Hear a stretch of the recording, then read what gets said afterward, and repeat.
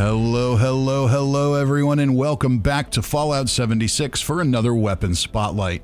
Today we're going to take a look at the two-shot Crusader pistol we rolled during our legendary crafting video a couple of weeks ago. This one's got the two-shot effect, 25% damage while aiming, and extra agility. It looked interesting to me at the time, and I thought we should take it for a spin and see how it holds up. If you like videos like this and you want to see more, do be sure to go ahead and subscribe, hit the like button, leave a comment, follow me on Twitter where I promise that I really do try to remember to post new videos when they come out. You all know what to do from there. As always with these videos, I've included timestamps, so those of you who want to see the weapon and the build and all that detail can do that, and those who just want to skip right into the action can jump ahead and do that as well. So without further ado, let's take a look at the weapon, then we'll look at the build, then we'll get into the testing. As you can see, we've got the 5.56 mod on here. This is normally a rifle character for me, so I've got tons of 5.56 laying around. Gives us a little extra damage, so why not? We've got the long barrel for more accuracy, large magazine for more capacity, reflex sight for hipfire accuracy and VATS AP cost, and a suppressor to keep us nice and quiet. The way the two-shot effect works is it's basically a 25% damage buff over the base damage, and then you divide that between two projectiles. So that 65 damage you see there is really more like 32.5 per projectile. That also results in an accuracy penalty. So we want to keep that in mind, but hopefully the extra damage while aiming will help offset some of that a little bit.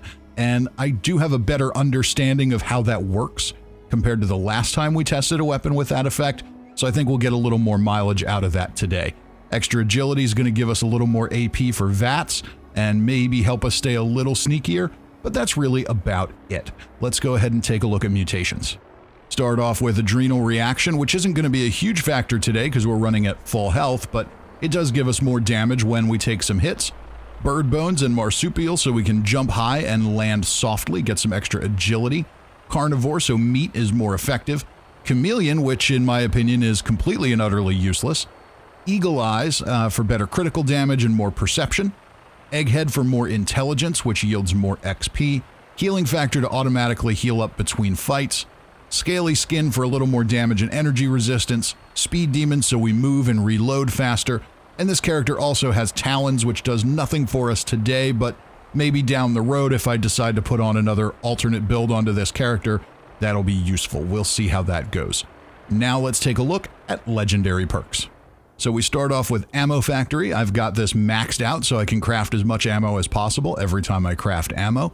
And the last few videos I've posted, I've had people ask me why I keep this on all the time instead of taking it on and off when I craft ammo. Well, it costs a perk coin every time you want to take it off. I craft a lot of ammo. I've got other perk cards that I want to rank up, so why would I want to spend a perk coin every time I do that? That seems very inefficient to me. So we're going to keep that on there because that's how I like to do it. Legendary Intelligence we've got at 3 stars. Eventually that will be maxed out. Legendary Charisma at 3 stars for more Charisma perks. Remember that while this does allow you to take more Charisma perks, it does not allow you to share stronger perk cards. So if that's your goal, then you don't want to boost your charisma that way. You want to go ahead and do that through your build. After that, we've got follow through. That's going to be particularly useful today with our sneaky build. That's going to make enemies take more damage after we land a successful sneak attack. Very useful, especially on a weapon like this that doesn't do a ton of damage to begin with. Following that, we wrap things up with legendary endurance and legendary luck, both of which again allow me to take more perk cards in those categories. With endurance, I take Revenant, so if I get revived during a fight, I can get a little extra damage out of that. Not going to be a big factor today, but does come in handy often. And legendary luck lets me take more VATS-related perks, which, again, not going to be a huge benefit today because we're not going to be relying on VATS. But that's okay, we'll take some different perks instead and still get a little bit of mileage out of that. Let's go ahead and take a look at the special build and the regular perk cards. Now, as I mentioned earlier, this is usually my rifle/stealth commando character, so I modified it a little bit. I didn't want to do a whole second build for this, at least not yet, but I think we made it work. So it's maybe not perfect, but we made it work. So under strength, we've got Bandolier. That reduces the weight of any ammo we carry, and I carry a lot of ammo, so that's very useful. Perception is at 15 because that's where that is for this character. It doesn't really help to be that high on a pistol build. As you can see, there's 3 points I'm just not even using because there's nothing pistol related to put there. But we've got Tank Killer. That does help increase armor penetration for your pistols. Concentrated Fire is maxed out so we can target limbs and weak points easily. Glow Sight is there. That's going to give us more damage if we face a glowing enemy. And then Crack Shot is there too. Pistols get 30% more range and more accuracy when aiming down sights. We are going to be aiming down sights, so that's going to be helpful today. And hopefully that counters some of the accuracy penalty that we suffer from having the 2-shot effect. Endurance is at 3. I've got Radical, so I get more carry weight when my rads are high. Not going to be super beneficial today because we're going to run full health, but normally that is. Revenant gives us more damage if we get revived during a fight. That, again, not super helpful today, but under normal circumstances, it is. Charisma at 7. We've got Lone Wanderer maxed out, so we take less damage and get better AP regeneration. And Tenderizer is maxed out as well. That's going to make our targets take a little more damage after we attack. Intelligence is at 12. We've got Nerd Rage still there because why not? It's normally there. I don't really have anything else useful for this one. Gunsmith is maxed out, so our weapon degrades slower. I've got Scrapper, so I can get more steel when I scrap weapons I pick up. And then Weapon Artisan is on here, so I can repair weapons to better condition. Really, what this comes down to is I have a lot of intelligence in this build for my other character and for when I'm low health, but it doesn't really, there isn't really a lot of useful stuff for this character there, so we've got some placeholder perks in there.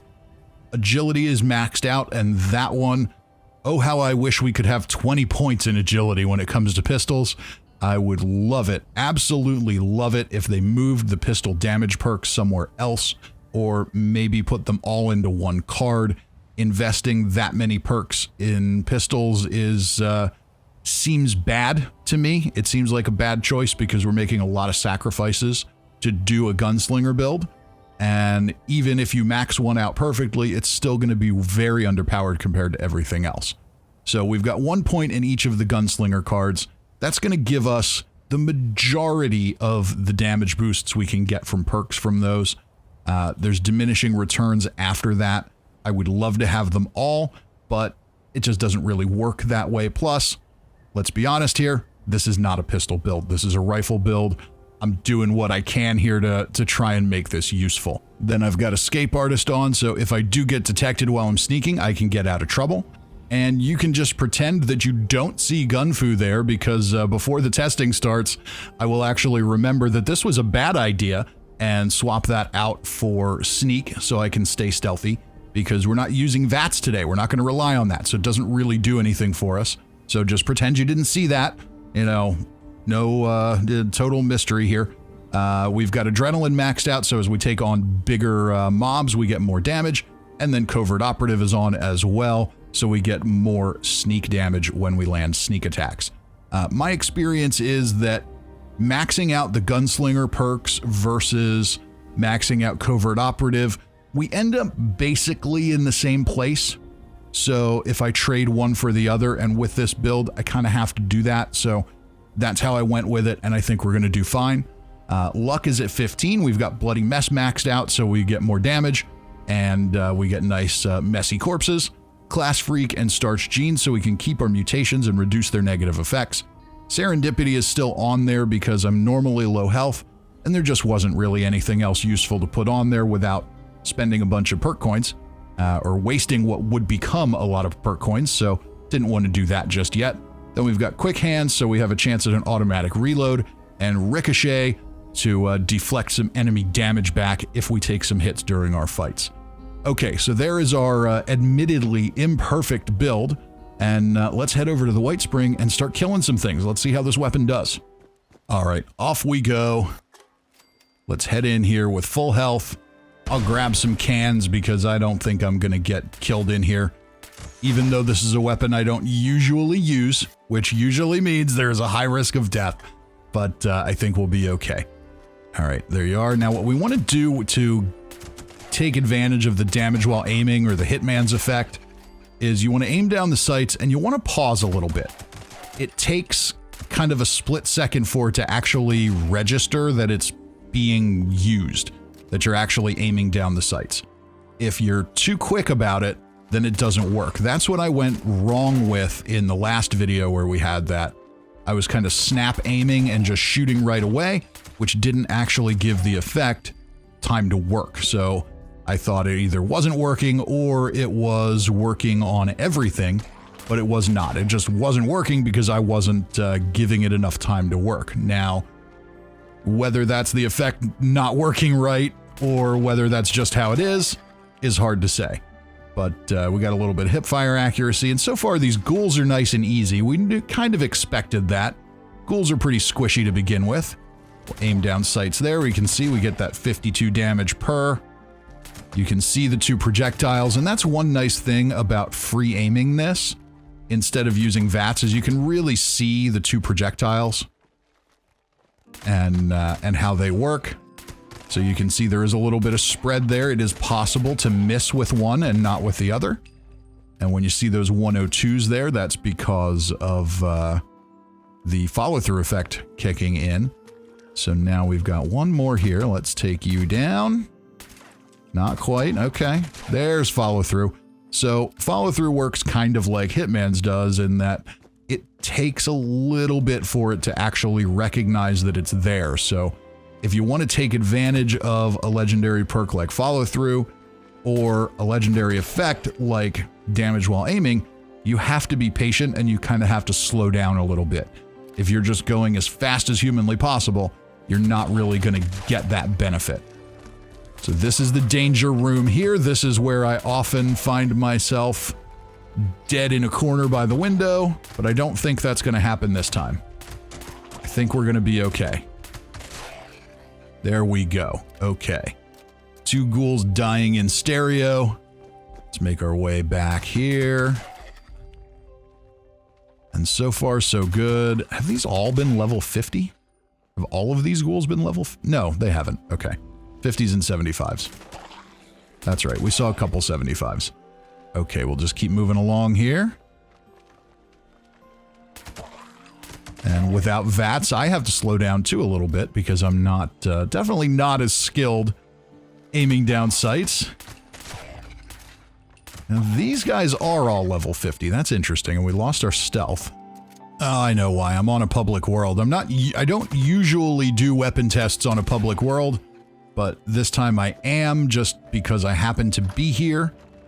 And it was daytime, so it made things convenient.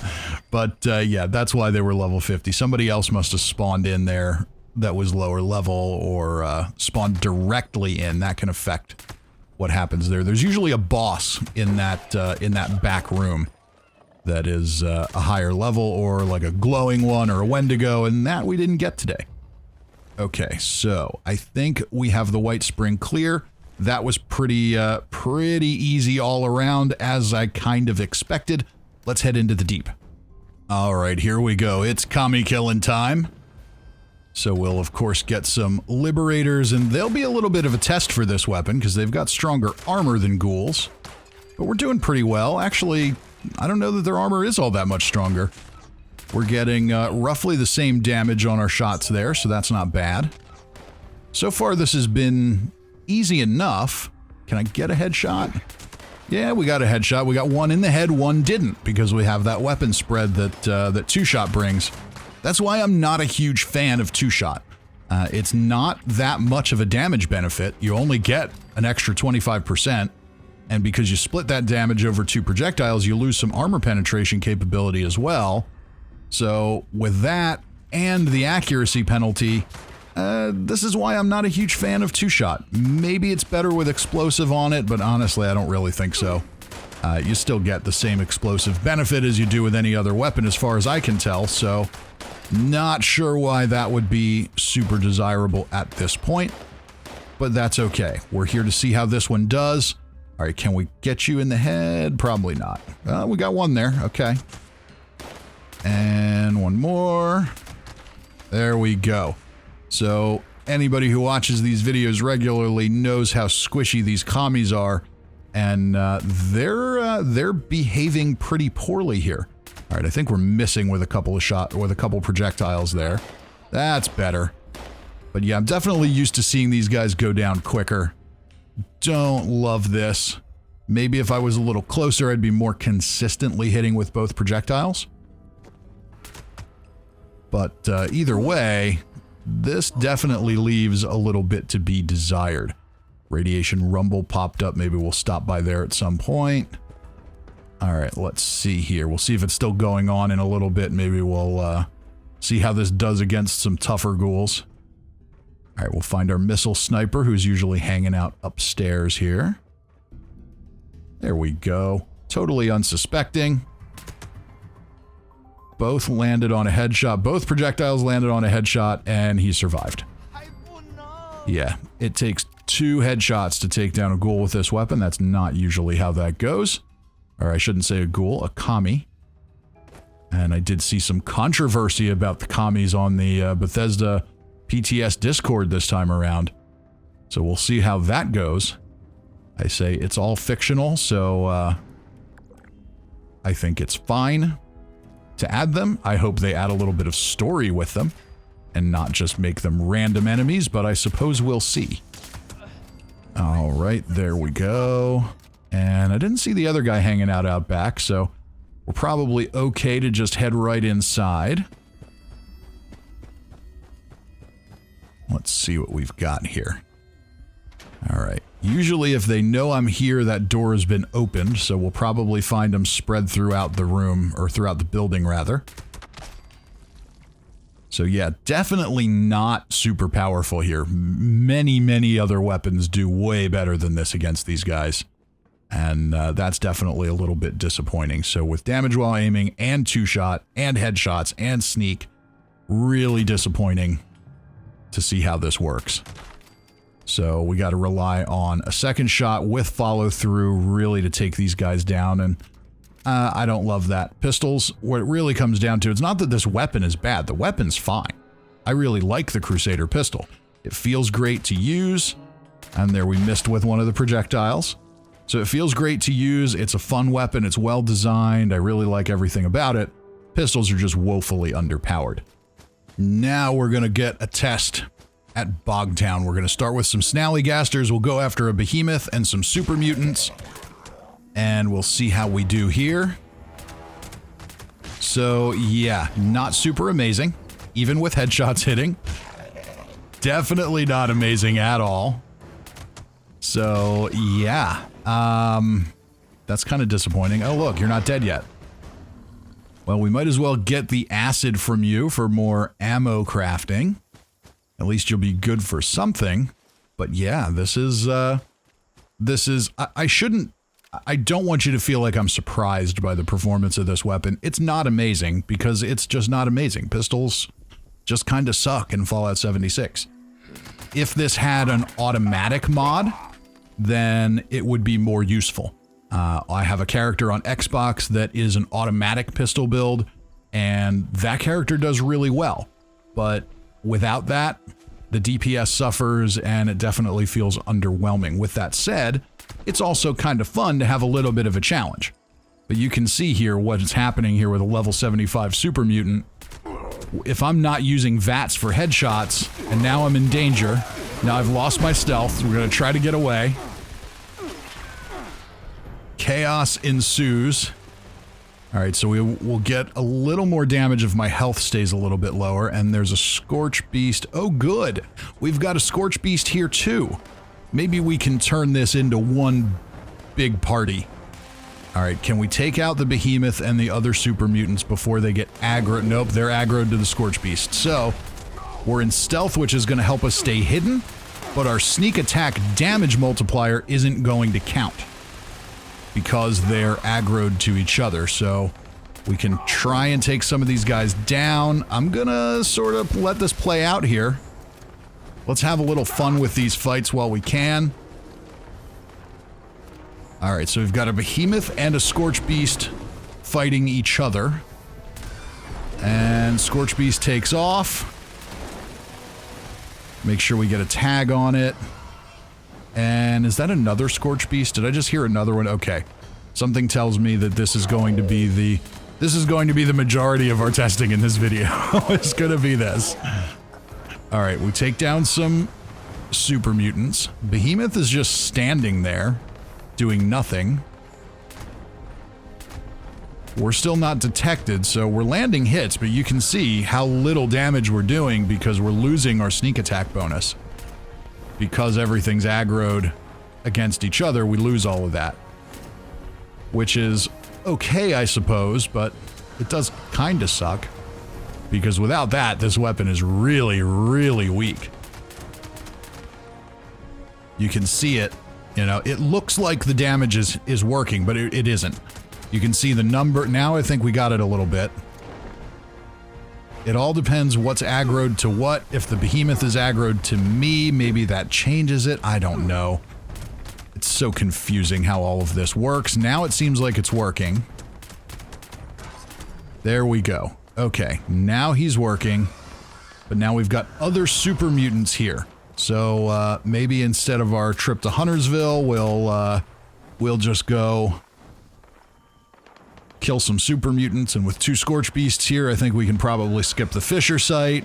So yeah, let's see how this goes. We've got 2 Scorchbeasts air raiding the super mutants in Bogtown, and I am out of stealth, and everything's aggroed anyway, so it doesn't really matter. Try and get back into sneak. We did, so at least we're safe. There we go. It looked like those sneak attacks actually worked. Maybe it was just because they were headshots.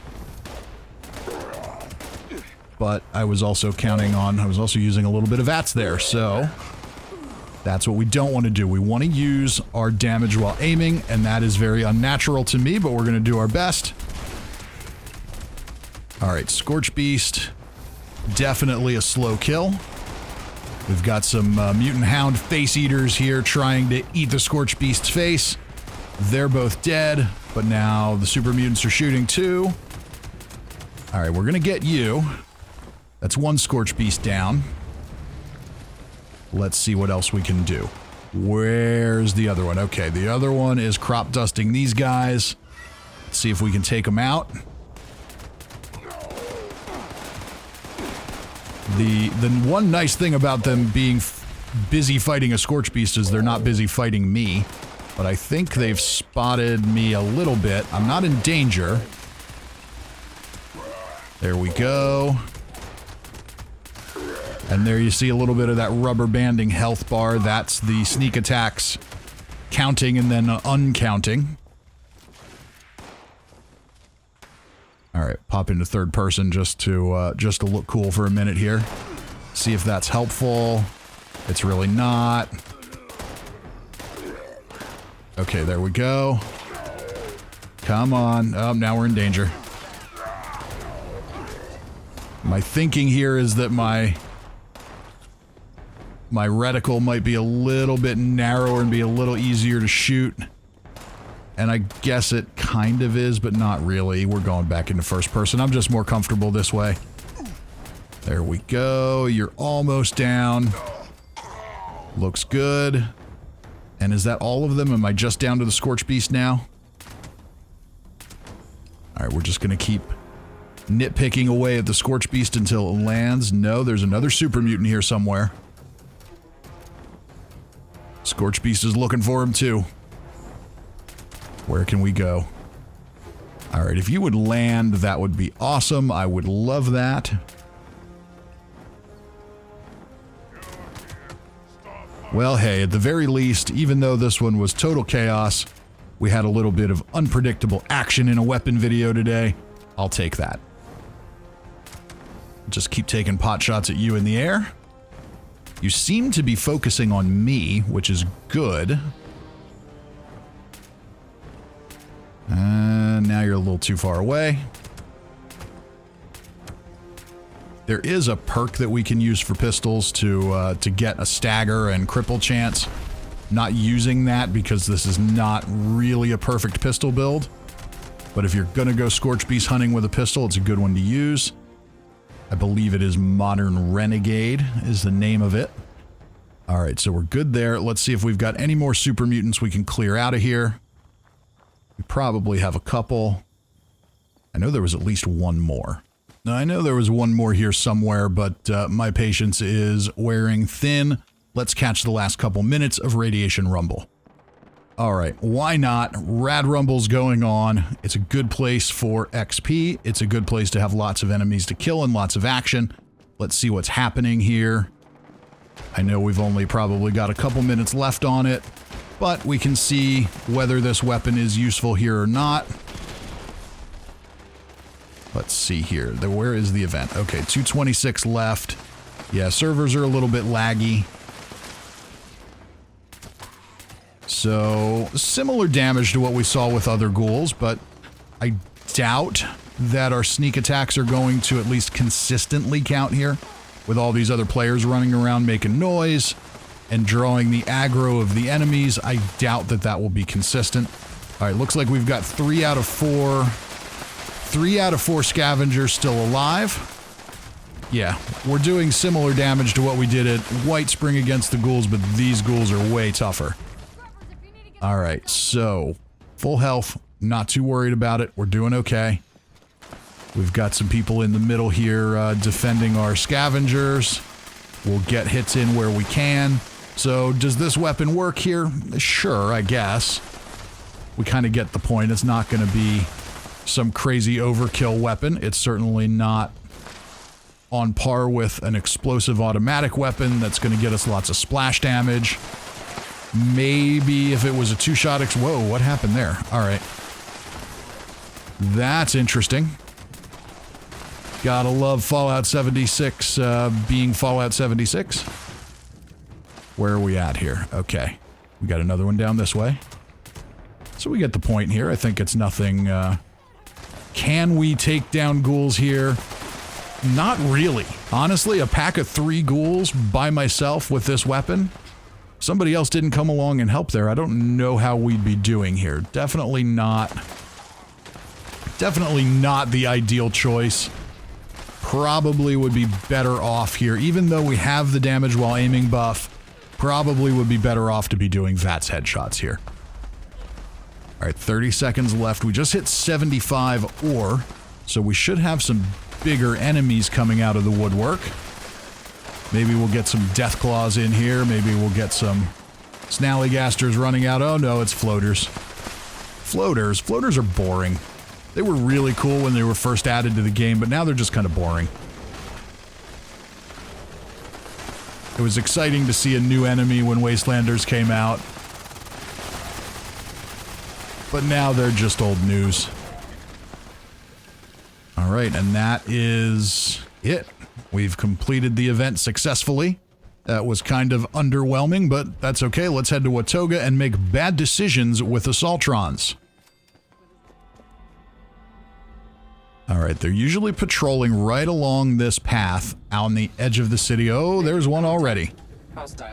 Alright, can we kill this Assaultron? So far, so good. Seeing a little bit of rubber banding damage there. We should be okay. Alright, it doesn't know I'm here, so that's good. That's helpful. The weapon is definitely still underpowered, but fortunately we're sneaky enough that we didn't get detected. Let's take out some of your friends.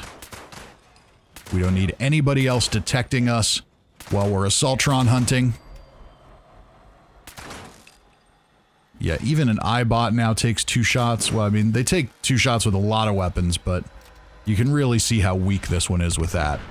Okay, we let that self-destruct sequence go. I see another Assaultron up ahead. Let's just make our way up here quietly. Okay, we landed one, and now we've got follow-through. Okay, is she crippled? Yes, the legs are crippled. Okay, that's helpful, but the head is still very, very dangerous.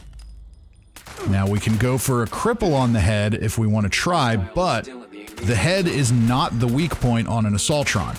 On an Assaultron, you want to go for the torso or the legs, not the head if you want a quick kill.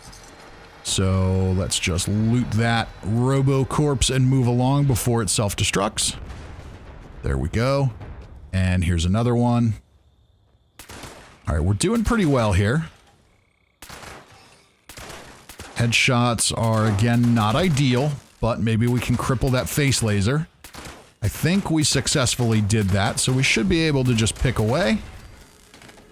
Looks like quick hands processed for us. Okay, very good. We are good to go. And there should be one more along this path. Let's find her. And there's a Protectron as well. We don't need anything detecting us while we're hunting these Assaultrons. So let's take care of you. And you're gone, and I see you. All right, come on. Don't kill me. We just have to take it nice and slow, stay nice and sneaky. There we go, there we go. So yes, again, underwhelming firepower. The only thing keeping me alive here is the stealth. If I didn't have the stealth going for me, I would be toast right now. And I think with all we've done today, we get the point of this thing. Let's go ahead and talk conclusions. And the big question, as always, is this weapon good? Well, honestly, I can't say I think so. The weapon itself is great in terms of design, animations, and how it feels to use, but the legendary effect combo just doesn't do much for me. Could I swap some perks around and maybe eke out a tiny bit more damage? Sure. But it's not going to be a major difference. If I ran it at low health, that would have a much more significant effect, but in that case, what's the point of going for anything but bloodied? Part of the problem here is that two-shot just isn't a very good effect. It's only a 25% damage buff, contrary to the shockingly still popular myths that it does double damage, and it splits that damage between two projectiles. That means there's the possibility of missing your target with one of those projectiles, and that they each do lower damage, which makes it harder for them to defeat enemy armor. Even with a perk like Tank Killer now applying to pistols, it's a definite disadvantage. Any number of other effects would be better at full health. Anti-armor, junkies, aristocrats, just to name a few, they all do 50% more damage and don't have the negatives that come with splitting your shots into two projectiles. The Hitman's effect, 25% damage while aiming, works, and it definitely helps. But because all these damage buffs are additive, it doesn't really do that much. I'm confident that we would have done better going for VATS critical headshots than aiming for center mass the way we did. That's going to probably be true for any weapons other than heavy guns. Basically, if VATS is a viable option for a build, it's going to be the more powerful choice. Finally, it's a pistol. An automatic mod would make this a much more viable weapon, no question about it. But without that, this thing is kind of dead on arrival, which is sad. The Crusader pistol is a great design. It's tough to get and it feels great to use. But if it's gonna be outperformed by a 10mm just because it's lacking a mod, well, that's just really disappointing. So sadly, this isn't a weapon I can get really excited about. It got the job done, as we saw, but it was a much tougher job than it would have been with any number of other options. And that's all I've got for this one, ladies and gentlemen. Remember, if you liked this and you want to see more, do go ahead and subscribe, hit the like button, leave a comment, follow me on Twitter. You all know what to do at this point. I do hope you enjoyed this, and I hope that I see all of you next time. Until then, I'm Fisty McRib.